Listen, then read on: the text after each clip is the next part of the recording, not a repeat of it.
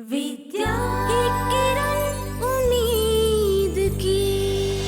I am sorry but doctor चाहते हैं कि इन्हें कुछ और दिन ऑब्जर्वेशन में रखा जाए।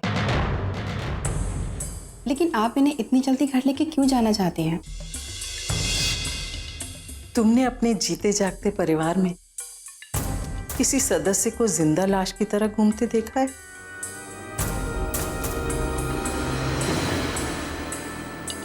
मेरे बेटे की आंखों में सदियों का वीराना नजर आता है और इंसान को दवा के साथ प्यार की भी जरूरत होती है।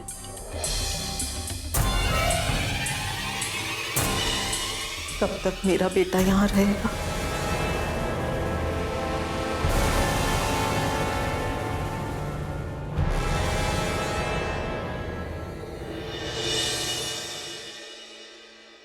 बेटा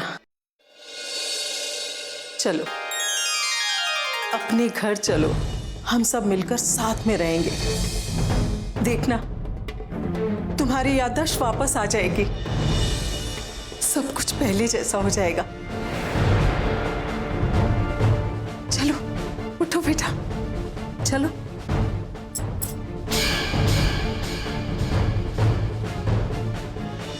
मैं कहीं नहीं जाऊंगा।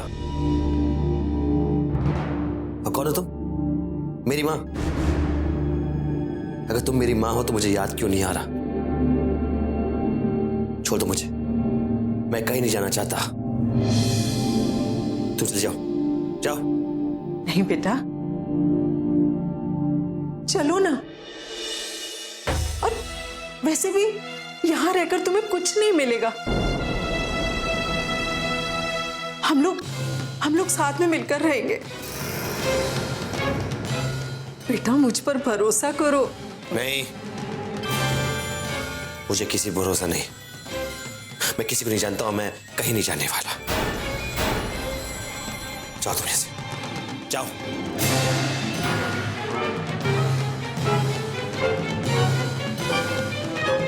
माँ, भैया का बैग, मैं आती हूँ।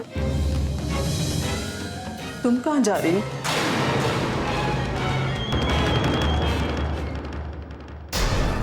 बताती हूँ, सब बताती हूँ। आप भैया को लेकर घर जाइए, मैं आपसे घर पे मिलती हूँ।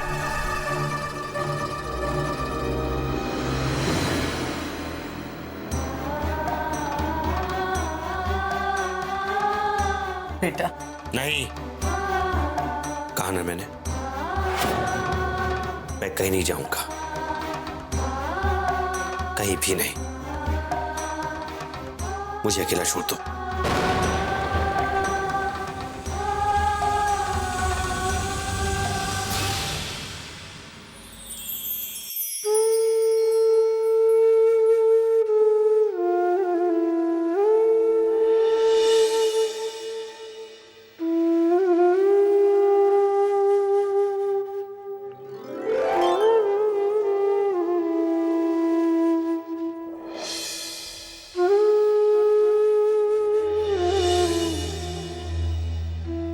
शर्मा जी, खाना खा लीजिए। मुझे माफ करना शर्मा जी, मेरी वजह से विद्या को एक दिन देखना पड़ा। लेकिन आप चिंता बिल्कुल मत कीजिए, सब ठीक हो जाएगा। बहुत जल्दी विद्या हमारे साथ इस घर में होगी। देखिए, मैं कोई कसर नहीं छोड़ूंगा, आप परेशान मत होइए। खाना खा लीजिए बस। कैसे खा लूं मैं खाना? मेरी बच्ची वहां जेल में है, किस हाल में होगी? उसने खाना खाया होगा या नहीं? जीवन सब ये नहीं हो पाएगा। जरूर खाना खाया होगा, आप बस चिंता मत कीजिए, सब ठीक हो जाएगा। खाना खा लीजिए। यानी जी, आपने अपने वकील से बात की? जी हाँ, मैंने वकील से बात की है और बेल मिलना कोई मुश्किल नहीं है। वो बस जज साहब जरा 2 दिन के लिए बाहर गए हैं, परसों आ जाएंगे, इसलिए बेल मिलने में थोड़ी देरी हो रही है। आप चिंता मत कीजिए, सब ठीक हो जाएगा। बहुत जल्दी विद्या हमारे साथ हो, मुझ पर भरोसा कीजिए। देखिए, विद्या भी वहां बैठकर यही सोच रही होगी, आपने खाना खाया है नहीं, आपने दवा ली कि नहीं। प्लीज खाना खा लीजिए, ये लीजिए। रखिए। नहीं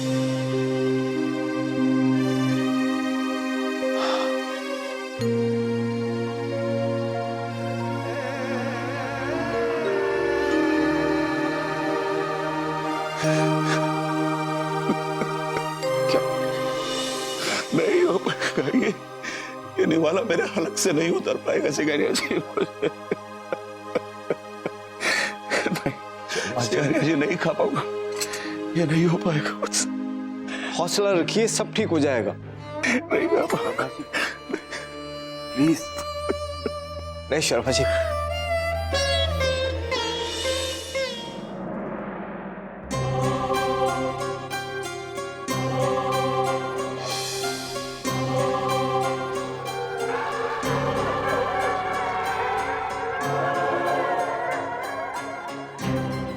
डर को थोड़ा बचा कर रखो। अब इसी के साथ तुम्हें पूरी जिंदगी भर रहना है।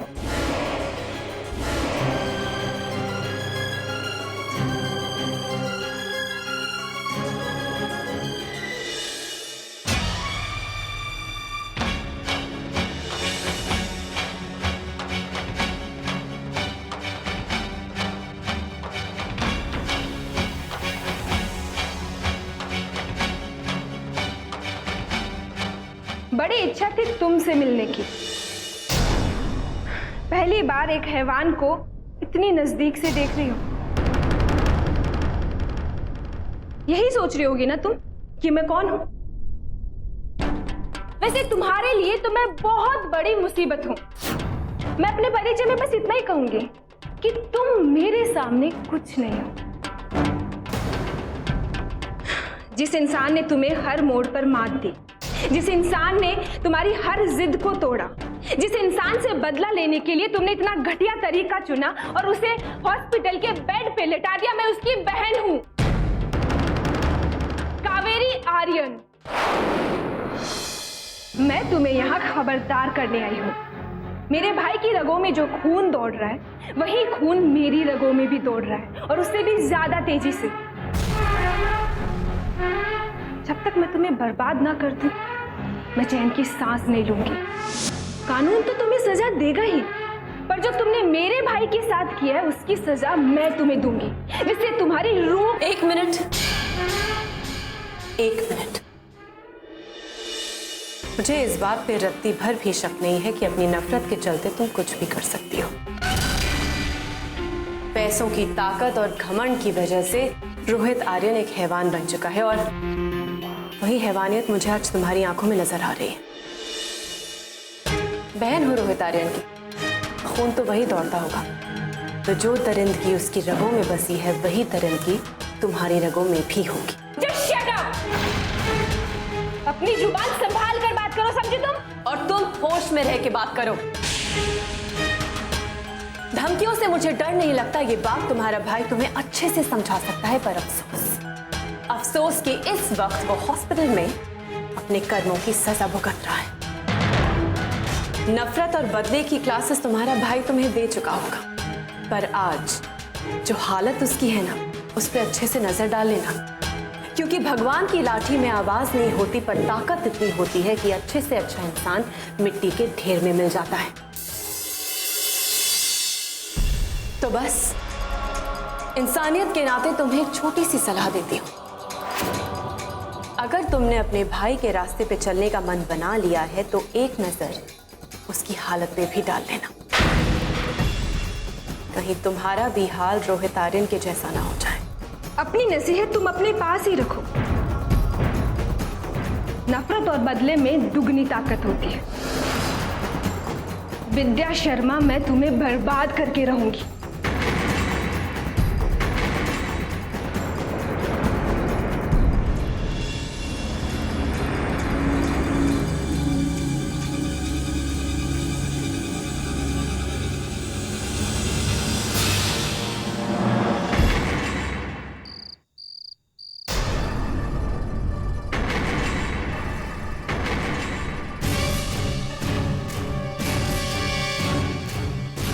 कौन हूं मैं?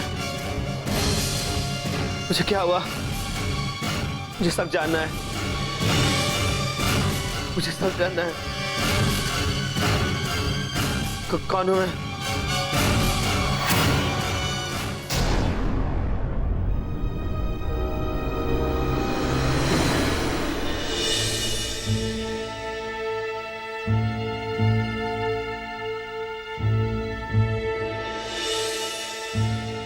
माँ, ये क्या हुआ भैया को? तुमने तो देखा था ना, हॉस्पिटल में किस तरह जिद कर रहा था। कितनी मुश्किलों से हम यहाँ इसे लेकर आए और इसने आते ही देखो ना कैसा तूफान मचा रखा है। बहुत मुश्किलों से मैंने और नर्स ने इसे काबू में किया। पता नहीं कि तो यहाँ आना ही नहीं चाहता। माँ परेशान मत होइए, सब ठीक हो जाएगा। बस यही तो दिलासा देती रहती हूँ अपने आप को, लेकिन जब अपने बेटे की तरफ देखती हूँ तो सहम जाती हूँ। बिना यादों के शून्य मन से जी रहा है मेरा बेटा। लाखों सवालों के जवाब ढूंढ रहा है इसका दिल। पता नहीं क्या हो गया इसे। इसको देखकर मेरा मन दहल जाता है। बेबस है मेरा बेटा। भगवान हमारे साथ ऐसा क्यों कर रहा है? माँ, ये भगवान की वजह से नहीं, एक बददिमाग औरत की वजह से आज हमें ये दिन देखना पड़ा। किसकी बात कर रही हो बेटा? वही जिसने भैया को इस हालत में पहुंचाया, विद्या शर्मा।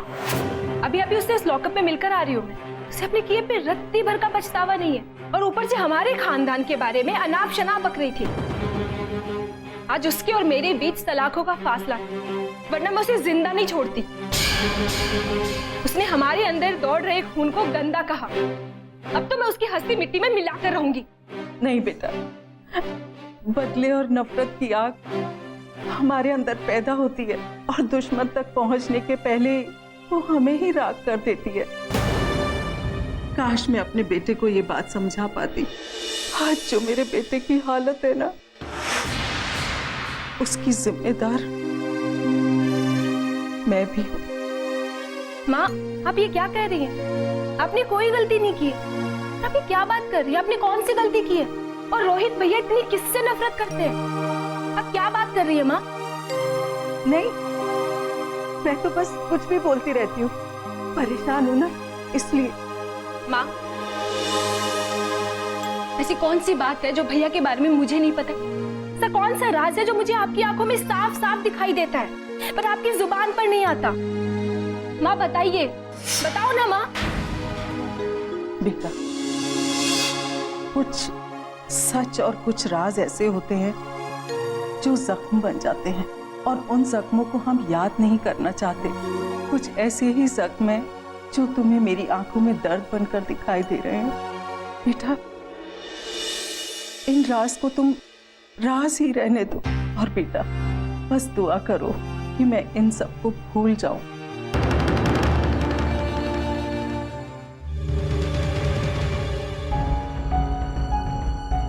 सिंघानिया जी,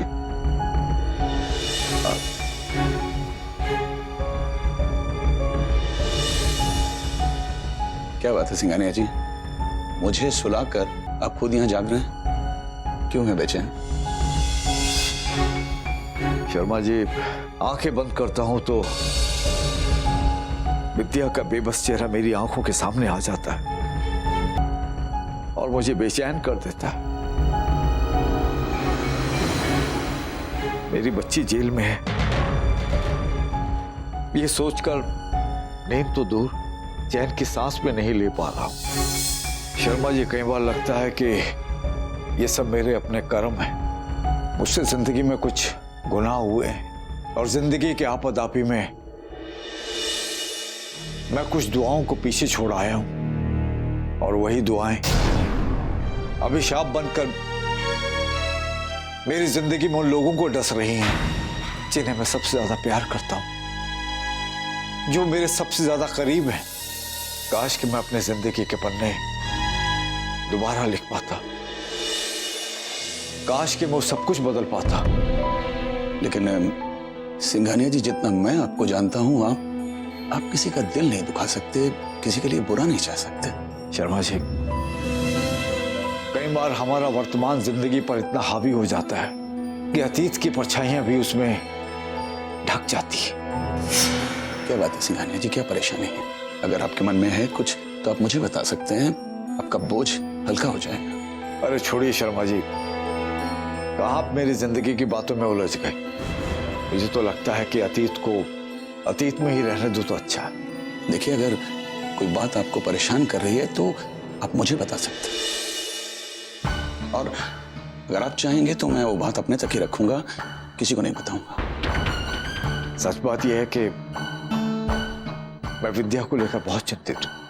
नहीं, सिंघानिया जी, विद्या को कुछ नहीं होगा, और आप ही ने तो कहा था कि आप उसे जेल से छुड़ा के लाएंगे।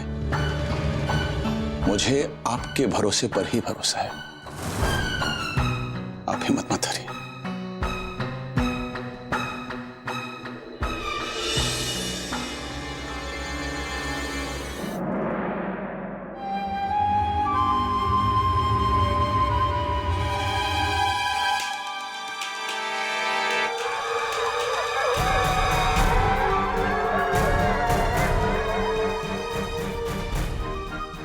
मैडम,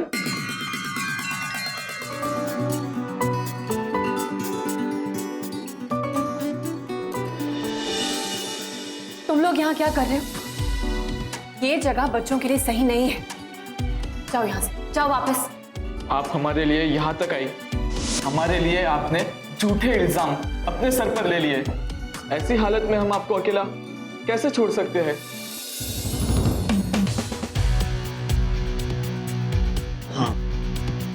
गुनहगारों को उनकी सजा मिलेगी। हमें पता है कि आप बेगुनाह हैं और इस सच को हम दुनिया के सामने लाके रहेंगे।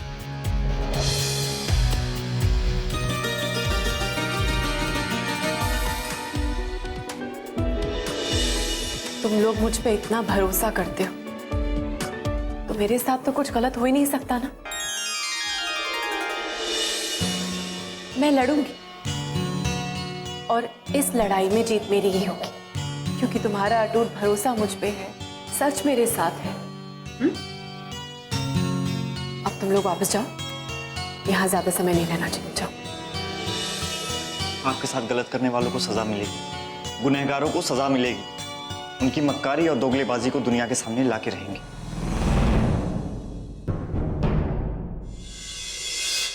क्या करना चाहते हो तुम? हम कुछ गलत नहीं करेंगे, सिर्फ सच सामने आएगा और गुनहगारों को सजा मिलेगी। नहीं, तुम लोग ऐसा कुछ भी नहीं करोगे, कुछ नहीं करोगे ऐसा। नहीं मैडम, हमें पता है आप नहीं चाहते कि हम कुछ गलत करें, लेकिन हम उन्हें सिर्फ इतना बताना चाहते हैं कि आप अकेले नहीं हैं और आज से वो अपनी मनमानी कभी नहीं करेंगे।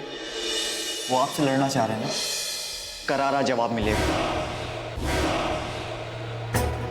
हाँ तो मैं हूं ना, मैं संभाल लूंगी सब कुछ ठीक हो जाएगा। तुम लोग चिंता मत करो। आप अपना ख्याल रखिएगा। बल्लू, विष्णु, मेरी बात सुनो। तुम लोग ऐसा कुछ भी नहीं करोगे, सुना तुमने?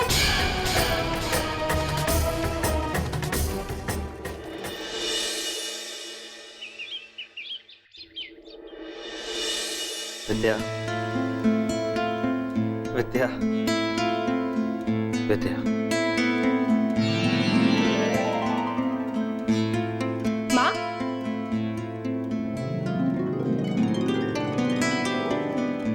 विद्या, देखो ना, यहाँ आने के बाद पहली बार इसके चेहरे पर इतनी शांति है। आखिर ऐसी क्या बात है विद्या के नाम में जिसके नाम से मेरे बेटे के चेहरे पर सुकून आ जाता है? माँ ये क्या हो गया आपको? ये वही विद्या शर्मा है जिसने भैया का ये हाल किया है, जिससे हमें बदला लेना है। पर देखो ना, कितने प्यार और लिहाज से उसका नाम ले रहा है। विद्या, माँ, भैया कोई सपना देख रहे हैं और भैया दवाइयाँ भी ले रहे हैं ना, तो उसका असर होगा। बेटा, सपने अनकही बातों की अधूरी कहानियां होते हैं। जो इंसान जागते में नहीं बोल पाता ना, वो नींद में बोलता है। मेरा बेटा वो कभी कुछ नहीं कहता, तो देखो ना, नींद में वो उसका नाम ले रहा है, वो सब बातें कह रहा है जो कह नहीं पाता। तो आप ये कह रही हैं कि जिस औरत ने भैया से और हमसे सब कुछ छीन लिया, वही औरत भैया के सुकून की वजह है। मैं ये बात नहीं मानती माँ। आज उसी औरत की वजह से भैया हमारे सामने जिंदा लाश बनकर पड़े हैं, और आप कह रही हैं कि वही औरत हमारे भैया के सुकून की वजह है। नहीं माँ, भैया जरूर कोई सपना देख रहे होंगे और उस सपने में उसे मरता हुआ देख रहे होंगे, और उससे मरने से उन्हें सुकून मिल रहा होगा पक्का। नफरत, प्यार या सामना, ये सब क्या है किसी को नहीं पता। मैं तो बस इतना जानती हूँ, जिसका नाम मेरे बेटे के चेहरे पर सुकून ले आता है, वही मुझे सबसे ज्यादा सुकून देता है।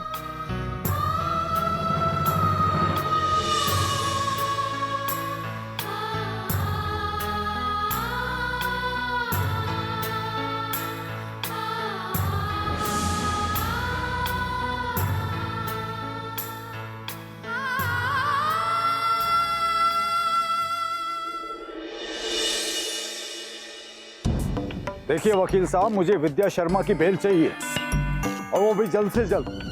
क्या? देखिए जज साहब बाहर गए हैं, यहाँ पर ये मेरा लुकआउट नहीं है, और मैंने आपको सिर्फ एफिडेविट भरने के लिए नहीं रखा है। ओके ठीक है। तुम लोग यहाँ क्या कर रहे हो?